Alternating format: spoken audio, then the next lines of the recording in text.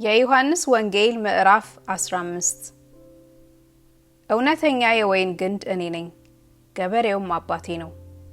ፍሬ የማያፈራውን በእኔ ያለውን ቅርንጫፍ ሁሉ ያስወግደዋል፣ ፍሬ የሚያፈራውንም ሁሉ አብዝቶ እንዲያፈራ ያጠራዋል።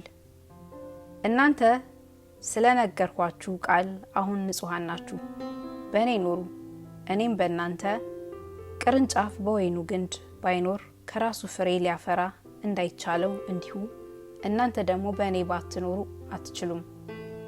እኔ የወይን ግንድ ነኝ፣ እናንተም ቅርንጫፎች ናችሁ። ያለ እኔ ምንም ልታደርጉ አትችሉምና በእኔ የሚኖር እኔም በእርሱ እርሱ ብዙ ፍሬ ያፈራል። በእኔ የማይኖር ቢሆን እንደ ቅርንጫፍ ወደ ውጭ ይጣላል፣ ይደርቅማል። እነርሱንም ሰብስበው ወደ እሳት ይጥሏቸዋል፣ ያቃጥሏቸውማል። በእኔ ብትኖሩ ቃሎቼም በእናንተ ቢኖሩ የምትወዱትን ሁሉ ለምኑ ይሆንላችሁማል። ብዙ ፍሬ ብታፈሩና ደቀ መዛሙርቴ ብትሆኑ በዚህ አባቴ ይከብራል።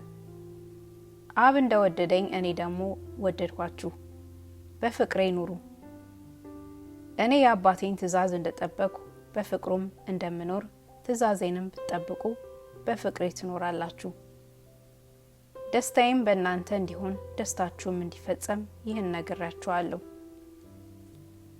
እኔ እንደወደድኳችሁ እርስ በርሳችሁ ትዋደዱ ዘንድ ትእዛዜ ይህች ናት።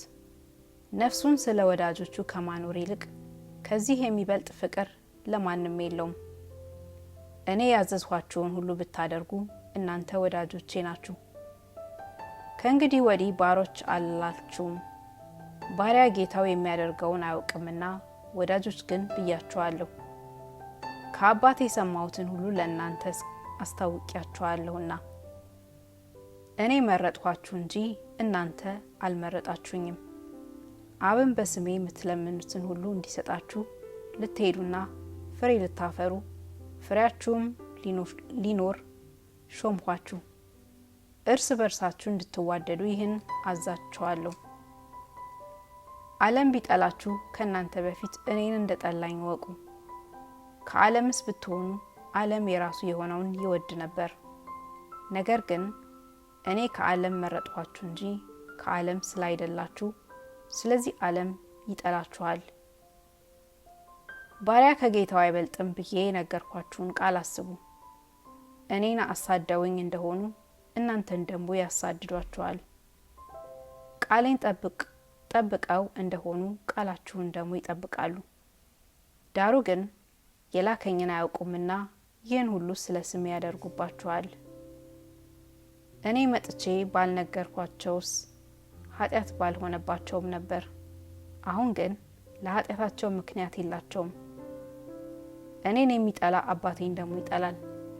ሌላ ሰው ያላደረገውን ስራ በመካከላቸው ባደረኩ ኃጢአት ባልሆነባቸውም ነበር። አሁን ግን እኔንም አባቴንም ይተውማል፣ ጠልተውማል። ነገር ግን በሕጋቸው በከንቱ ጠሉኝ ተብሎ የተጻፈው ቃል ይፈጸም ዘንድ ነው። ዳሩ ግን እኔ ከአብ ዘንድ የምልክላችሁ አጽናኝ፣ እርሱም ከአብ የሚወጣ የእውነት መንፈስ በመጣ ጊዜ እርሱ ስለ እኔ ይመሰክራል። እናንተም ደግሞ ከመጀመሪያ ከኔ ጋር ኖራችኋልና ትመሰክራላችሁ።